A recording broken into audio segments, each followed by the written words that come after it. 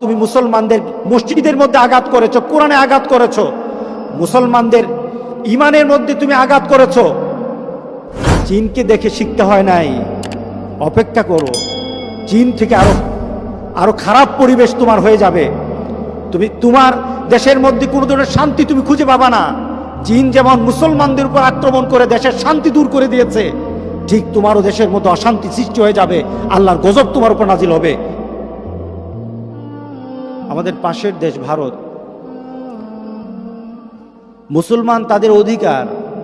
মুসলমানরা তাদের অধিকার এদেশে পালন করে আসছে, তারা ভারতবাসী হিসেবে আছে। ভারতে তারা ভারতের নাগরিকত্ব যেভাবে নেওয়া দরকার, যেভাবে পায় বংশগত বংশ পরম্পরায়, ঠিক ওইভাবেই তারা আছে। অনেকে হয়তো মাইগ্রেট করেছে, কিন্তু শুধু মুসলমানদের উপর বিপদে এসে দাঁড়িয়েছে। কি ঘোষণা দেওয়া হলো? বিতাড়িত করা হবে। যাদের নাগরিকত্বের ব্যাপারে কোনো কাগজ বংশ পরম্পরায় অথবা আগ থেকে কোনো ধরনের কাগজ যদি না দেখাতে পারে, দলিল যদি না দেখাতে পারে, তাহলে তাদেরকে রাখা হবে না। উদ্দেশ্য তা নয়, উদ্দেশ্য হলো ভারত থেকে মুসলমানদেরকে বিতাড়িত করা। এই ভারত তো সেই ভারত যেই ভারতকে মুসলমানরা সাজিয়েছে। এই ভারত তো সেই ভারত যে ভারতের বর্তমান স্বাধীনতার জন্য মুসলমানরা জীবন দিয়েছে। ওলামায়ে কারাম, ভারতের ওলামায়ে কারামরা ইংরেজ বিরোধী আন্দোলন করেছে, দেশকে স্বাধীন করেছে। এই দেশকে সাজিয়েছে মুসলমানরা। এদেশের সমৃদ্ধি, ভারতের সমৃদ্ধি, ভারতের সৌন্দর্য সৃষ্টি করেছে মুসলমানরা। আজকে মুসলমানরা ভারতে থাকতে পারবে না, এই অযৌক্তিক দাবি ভারতের মুসলমানরা মেনে নিবে না। জান যাবে, তবু দেশ ছাড়বে না, তারা দেশ ছাড়বে না। সেই ঘোষণার কারণে তাদেরকে বিভিন্নভাবে আন্দোলনে নামতে হয়েছে।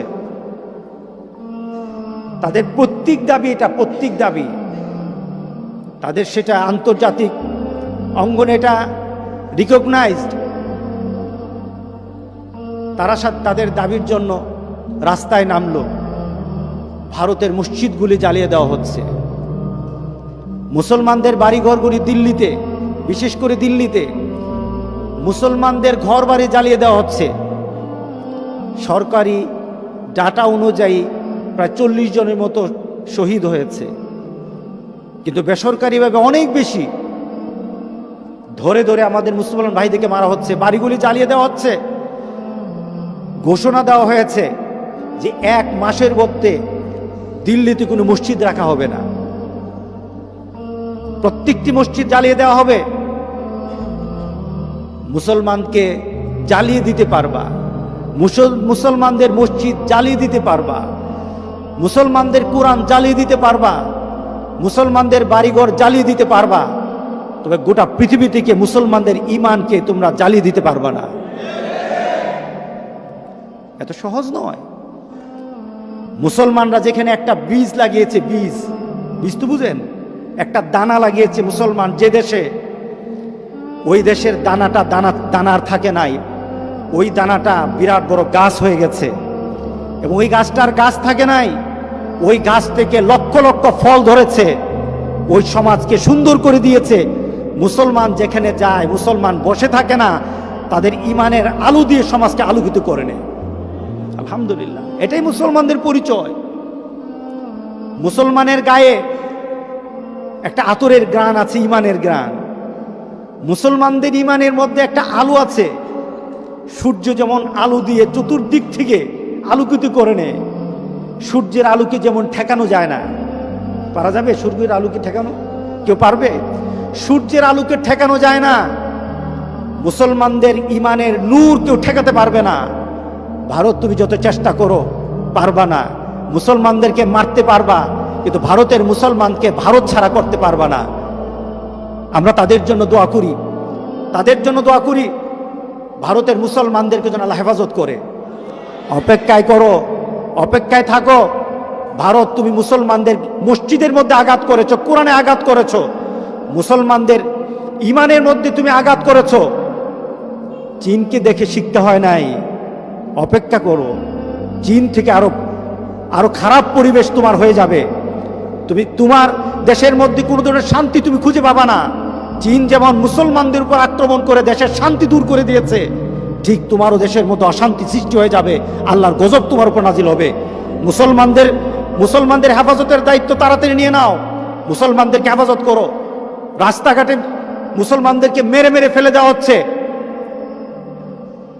আমরা কি বলতে পারবো না? আমরা কি কথা বলতে পারবো না? মুসলমানদের জন্য আমাদের কথা বলা দরকার নাই? আল্লাহর দরবারে বলা দরকার আছে কিনা বলেন?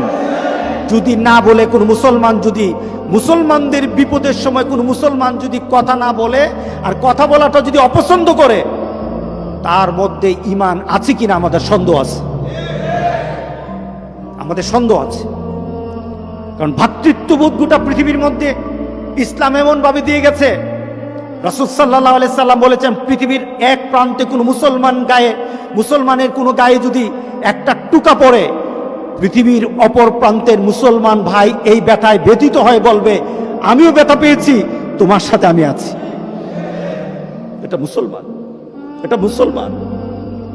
আজকে পৃথিবীর মধ্যে মুসলমানরা নির্যাতিত, আর আমাদের মতো মুসলমান নামের কলঙ্ক, তাদের জন্য দোয়া করতে আমরা সাহস পাই না, তাদের জন্য আল্লাহর দরবারে কাঁদতে আমরা সাহস পাই না। আল্লাহর দরবারে তাদের জন্য দোয়া করা দরকার, এই চেতনা আমাদের মধ্যে জাগ্রত নাই। দাবি করি মুসলমান, আমার বিশ্বাস হয় না তাদের ঈমান, তাদের চিন্তা, তাদের পরিচয় মুসলমানের খাতায় আছে কিনা আমি চিন্তিত। আজকে আমাদের সে মুসলমানদের জন্য আমরা দোয়া করব, আমরা আল্লাহর দরবারে বলবো, মাবুদ হাসবুনাল্লাহু ওয়া নি'মাল ওয়াকিল, হাসবুনাল্লাহু ওয়া নি'মাল ওয়াকিল, আল্লাহুম্মা ইন্না নাজআলুকা ফি নুহুরিহিম ওয়া নাউযু বিকা মিন শুরুরিহিম। মাবুদ, তোমার কাছে আমরা সাহায্য চাই, তুমি আমাদের ভাইগুলিকে ধ্বংস করে দিও না।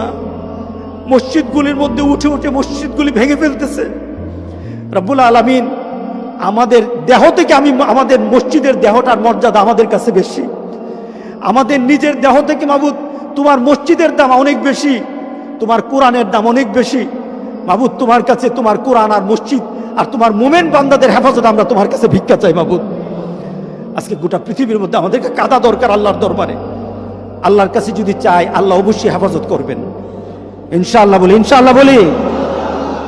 আল্লাহ কোনো বান্দার পেয়েছেন, বান্দা যখন পেরেশান হয়ে যায় আর একাগ্রতার সাথে আল্লাহকে ডাকে, আল্লাহ বলেন, বান্দা ওই ডাককে আমি খালি ফিরাই না রে বান্দা, আমি খালি ফিরাই দেব না।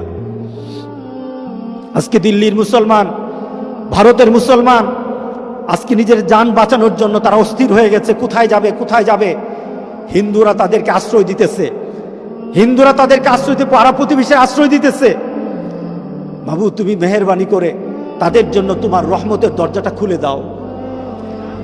আমরা তাদের জন্য দোয়া করব, প্রত্যেকটি মুহূর্তে দোয়া করব। আমাদের জন্য এখন ফরজ হয়ে গেছে কুনুতে নাজালা পড়া, তাদের জন্য কুনুতে নাজালা পড়ে আল্লাহর দরবারে দোয়া করা আমাদের জন্য ফরজ হয়ে গেছে। গোটা বাংলাদেশের সকল মুমিন, মুসলমান, আলেম, ইমাম সবার জন্য এখন ফরজ হয়ে গেছে তাদের জন্য দোয়া করা। তারা যেন কেঁদে কেঁদে বলতেছে, বাবু তুমি আমাদের জন্য তোমার সাহায্যকারী পাঠিয়ে দাও। ওয়াল মুস্তাদআফিনা মিনার রিজালি ওয়ান নিসা ওয়াল বিলদানিল্লাযীনা ইয়াকুলুনা রব্বানা আখরিজনা মিন হাযিহিল ক্বরিয়াতিয যালিমি আহলুহা ওয়াজআল লানা মিন লাদুনকা ওয়ালিয়্যান ওয়াজআল লানা মিন লাদুনকা নাসীরা। মাবুদ, তোমার তরফ থেকে আমাদের জন্য সাহায্যকারী পাঠিয়ে দাও, তোমার তরফ থেকে, তোমার আকাশ থেকে ফেরেশতা পাঠিয়ে আমাদের জন্য সাহায্যের ব্যবস্থা করে দাও। আল্লাহর কোরআনে আমাদেরকে সাহায্যের জন্য আল্লাহর দরবারে চাওয়ার কথা বলেছে। আমরা আল্লাহর দরবার থেকে, আল্লাহর পক্ষ থেকে বদরের সে ফেরেশতাগুলি আমরা আল্লাহর কাছে ভিক্ষা চাই। আল্লাহ যেন সেই ফেরেশতা দিয়ে ভারতের মুসলমানদেরকে, গোটা পৃথিবীর মুসলমানদেরকে হেফাজত করে। আল্লাহুম্মা আমিন।